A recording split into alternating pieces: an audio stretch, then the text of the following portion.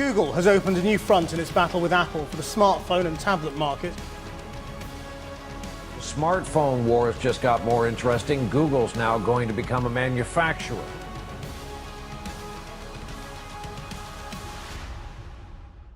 क्या आप में से किसी को एक्चुअल पुराना वाला मोटोरोला याद है? एक पॉइंट पर तो आते आते वो लोग नेटवर्क इक्विपमेंट, सिग्नल एम्पलीफायर्स और यहाँ तक कि डिजिटल वीडियो रिकॉर्डर्स भी बेचते थे। लेकिन आजकल वो लोग ज्यादातर सेल फोन्स के बारे में जाने जाते हैं और पर्टिकुलरली मोटोरोला रेजर के बारे में। और मैं अभी वाले रेजर की बात नहीं कर रहा हूँ, बल्कि पुराने वाले रेजर की। अर्ली 2000s में इस फोन को लिटरली सब लोग जानते थे और इसकी रिंग टोन भी बहुत नॉस्टैल्जिक रहेगी काफी लोगों के लिए। उस फोन की स्लीक लुक और प्रीमियम बिल्ड में ऐसा कुछ तो था जिससे लोगों का मन ही नहीं भरता था। यहाँ तक कि आप लोग तो उसे स्टेटस सिंबल की तरह भी मान सकते हो, क्योंकि वो बिल्कुल भी सस्ता लॉन्च नहीं हुआ था। वो $500 के प्राइस पर लॉन्च हुआ था, जो कि ओरिजिनल आईफोन के प्राइस जितना ही था। बट एनीवेज, मोटोरोला ने जाकर अपने टाइम पर इस फोन के लिटरली 13 करोड़ यूनिट्स बेचे। आज तक भी जो इकलौता आईफोन मॉडल इससे ज्यादा बिका है वो है आईफोन 6 और 6 प्लस मिलाकर। लेकिन रेजर के बारे में मोटोरोला के लिए बुरी चीज ये थी कि वो उनका बेसिकली पीक था। अब भले ही उनका सेलफोन्स के बाहर भी बहुत बड़ा बिजनेस था, लेकिन उनका सेलफोन्स का बिजनेस बहुत ज्यादा ही आइकॉनिक था। और जैसे जैसे मार्केट में ब्लैकबेरीज और स्मार्टफोन्स आते गए, वैसे मोटोरोला मार्केट से बाहर हो गया। उन्होंने खुद भी स्मार्टफोन के मार्केट में आने की कोशिश की, लेकिन वो बिल्कुल भी काम नहीं किया। जिससे हम आते हैं साल 2011 पर। ज्यादातर लोगों के लिए ऑब्वियस था कि मोटोरोला मार्केट से बाहर जाने वाला है और ब्लैकबेरी की तरह ही उसका फ्यूचर तय है। लेकिन फिर भी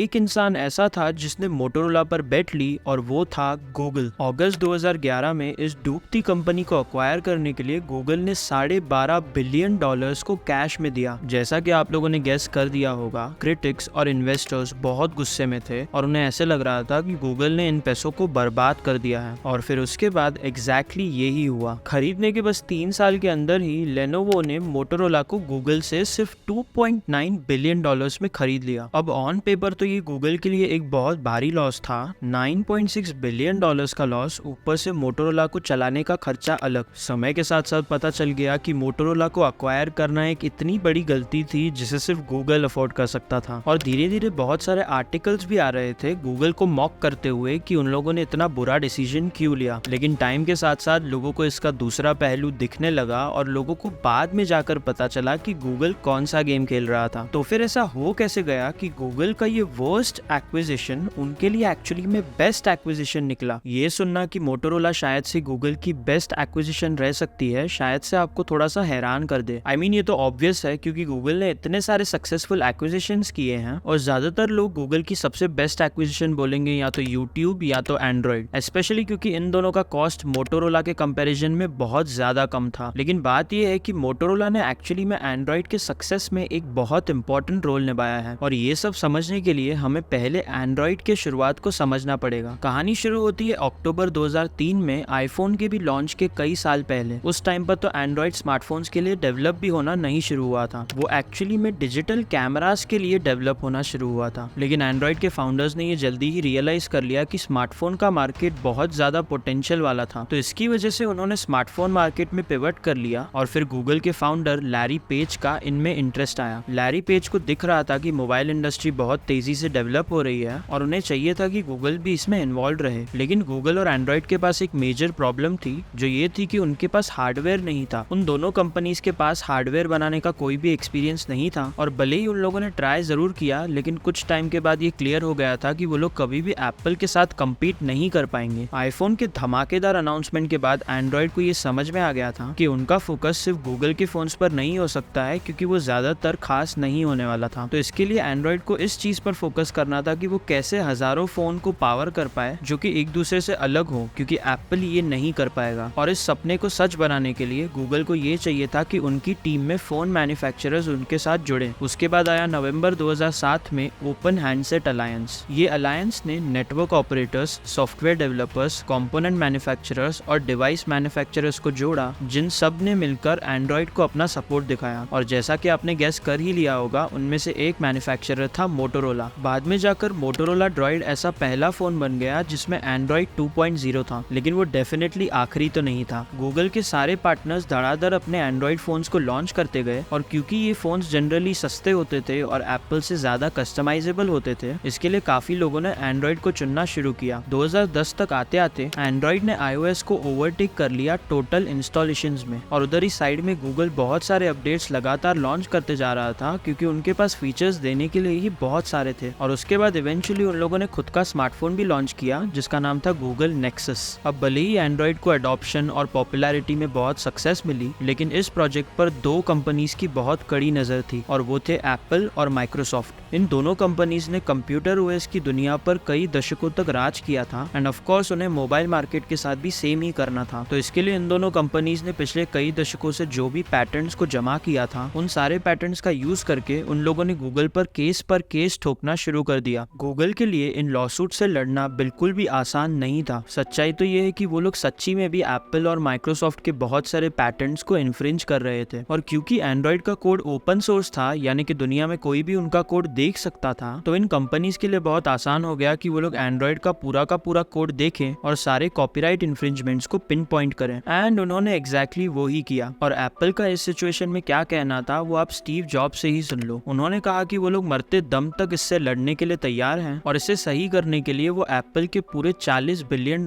खर्च करने के लिए भी तैयार हैं। मैं एंड्रॉइड को खत्म कर दूंगा क्योंकि वो एक चोरी किया हुआ प्रोडक्ट है। इसके लिए मैं एक न्यूक्लियर वॉर करने के लिए भी तैयार हूँ, ऐसा उनका कहना था। अब भले ही माइक्रोसॉफ्ट इस सिचुएशन को लेकर काफी प्रोफेशनल था, लेकिन अंदर में वो लोग सेम ही चीज मानते थे क्योंकि उन्होंने भी जाकर गूगल पर केस कर दिया। पहले तो गूगल और उनके पार्टनर्स ने ट्राई किया कि वो लोग रिटर्न में एप्पल और माइक्रोसॉफ्ट पर ही केस करें, क्योंकि आखिर ऐसा थोड़ी था कि उनके पास कम रिसोर्सेज थे। लेकिन ये चीज गूगल के लिए सही नहीं गई क्योंकि कोर्ट में इनके खिलाफ ही डिसीजंस आने लगे। फॉर एग्जाम्पल आप एप्पल का ही केस ले लो सैमसंग के खिलाफ। कोर्ट में ये डिसाइड हुआ कि एप्पल को डैमेजेस में लगभग $1 बिलियन मिलेंगे, लेकिन इधर ही जब सैमसंग ने रिटर्न में केस किया एप्पल के खिलाफ तो उन्हें $0 मिले डैमेजेस में। ये एप्पल के लिए डेफिनेटली एक बहुत बड़ी जीत थी। लेकिन गूगल को एक्चुअली में पैसों की टेंशन बिल्कुल भी नहीं थी। अगर एप्पल और माइक्रोसॉफ्ट मान जाते कि ये मैटर $5-10 बिलियन देकर सेटल हो जाए तो गूगल तो मान भी जाता। लेकिन प्रॉब्लम ये थी कि एप्पल और माइक्रोसॉफ्ट को भी कैश की नहीं पड़ी थी। उनके पास खुद भी ऑफ कोर्स बहुत पैसा था, उन्हें परवाह थी मार्केट शेयर की। उनका मकसद था गूगल पर केस करके एंड्रॉइड को पूरी तरह से बंद कर देना। और क्योंकि कोर्ट में एप्पल के फेवर में डिसीजंस आ रहे थे तो गूगल काफी नर्वस हो गया था। अब क्लियरली स्टीव जॉब्स बीच में आकर निगोशिएशन करने के लिए तैयार नहीं थे, तो फिर गूगल के पास बस एक ही ऑप्शन बचा था और वो था आग को आग से लड़ना। इस पर फोकस करने के बजाय कि वो लोग एंड्रॉइड को कैसे बचा पाए, गूगल ने इस चीज पर फोकस किया कि वो लोग कैसे एप्पल पर अटैक कर पाए। और कुछ ही टाइम में एक ऑप्शन बहुत क्लियर हो गया था, क्योंकि देखो एप्पल ऐसे दिखा रहा था ना कि गूगल iOS की कॉपी कर रहा है एंड्रॉइड की मदद से, राइट? वेल एप्पल खुद भी कई बार कॉपी कर चुका है दूसरे कंपनी से और लॉसूट्स का भी सामना उन्हें करना पड़ा है। और एक कंपनी जिसके पास एप्पल से रिलेटेड ऐसी बहुत सारी इंफॉर्मेशन थी वो थी ऑफ कोर्स मोटोरोला। कई सालों तक मोटोरोला ने 17,000 पैटर्न्स को जमा किया था, वो भी बहुत सारी फील्ड्स में, जैसे कि wireless communications, networks, antennas, cellular communications और पता नहीं क्या क्या। उनके पास तो 7,500 ऐसे भी पैटर्न्स थे जो कि पेंडिंग थे, और उसके ऊपर मोटोरोला ऑलरेडी एप्पल पर बहुत तरीकों के केसेस कर रहा था और साथ ही साथ जीत भी रहा था। एक जीत में तो उन्हें ये भी अलाउ कर दिया कि एप्पल जर्मनी में तब तक आईफोन नहीं बेच सकता है जब तक वो कोई पर्टिकुलर वायरलेस फीचर अपने फोन से हटा ना दे। तो अभी आपको ये समझ में आ ही रहा होगा कि गूगल के लिए ये एक बहुत बड़ी अपॉर्चुनिटी थी और वो लोग मोटोरोला के लिए कितने भी पैसे भरने के लिए तैयार थे। मोटोरोला को पता था कि गूगल क्या करने की कोशिश कर रहा है और वो लोग तो इस चीज के इतने खिलाफ भी नहीं थे। सच्चाई तो ये थी कि भले ही वो एप्पल के खिलाफ कुछ केसेस को जीत रहे थे, लेकिन फिर भी उनका बिजनेस मर रहा था और वो लोग कंपनी बेचने के लिए तैयार थे। लेकिन उनको अपनी वैल्यू बहुत अच्छे से पता थी और उन्होंने गूगल के साथ बहुत टफ निगोशिएशंस की। शुरुआत में गूगल सोच रहा था कि वो कंपनी को $20 पर शेयर के हिसाब से खरीदे, लेकिन मोटोरोला निगोशिएट करते करते उन्हें $40 पर शेयर पर ले आया। ये उनके बिजनेस की एक्चुअल वैल्यू से बहुत ज्यादा पैसे थे और इसी वजह से ऑफ कोर्स बहुत लोग गूगल से गुस्सा भी थे। लेकिन जैसा कि हमने डिस्कस किया,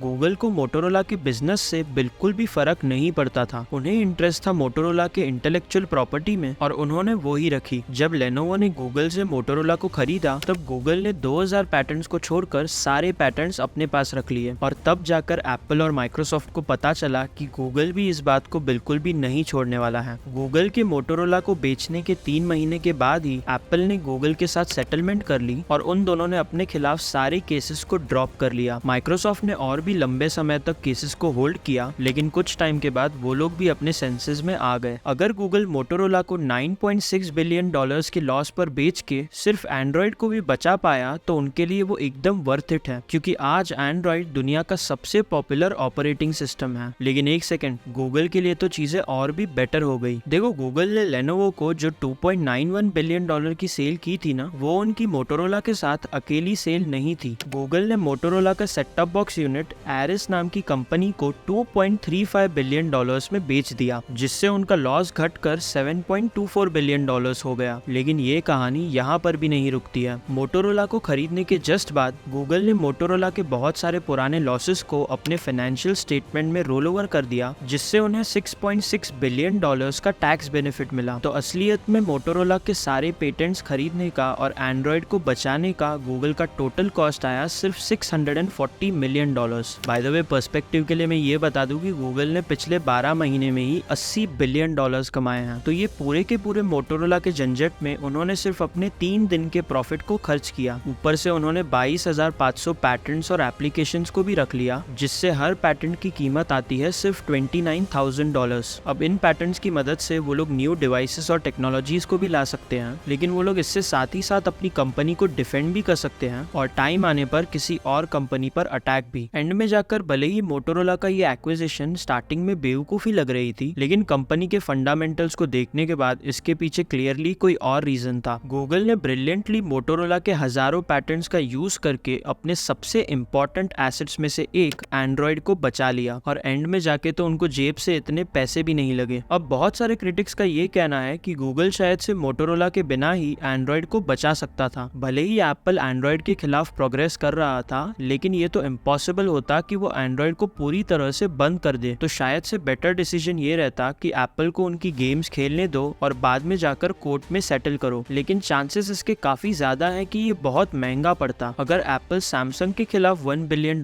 को जीत गया तो सोचो वो गूगल के खिलाफ कितने पैसों को जीत सकता था। ऊपर से गूगल को हजारों पैटेंट्स इतने सस्ते प्राइस पे नहीं मिलते अगर वो लोग दूसरा रास्ता चुनते तो। अब आप ये भी आर्ग्यू कर सकते हो कि एंड्रॉइड ही एक बेटर एक्विजिशन हुआ, क्योंकि अगर उन लोगों ने एंड्रॉइड को नहीं खरीदा होता तो उन्हें तो किसी को बचाना भी नहीं पड़ता। अब भले ही ये सच है, लेकिन मोटोरोला आज तक भी गूगल की सबसे बड़ी एक्विजिशन रहा है, और वो डेफिनेटली सबसे ज्यादा अंडररेटेड और स्ट्रेटेजिक भी रहा है। और इसी वजह से एटलीस्ट मेरे लिए तो मोटोरोला गूगल का सबसे इंटरेस्टिंग एक्विजिशन है। लेकिन ये तो बस मेरा ओपिनियन है। कमेंट करके बताओ कि आपके हिसाब से गूगल की बेस्ट एक्विजिशन कौन सी कंपनी रही है। और हाँ, इस वीडियो में रखते हैं 150 लाइक्स का टारगेट, तो जल्द से जल्द वो लाइक और सब्सक्राइब का बटन दबा दो। बट तब तक के लिए मैं हूँ हर्ष और मिलते हैं अगले वीडियो में।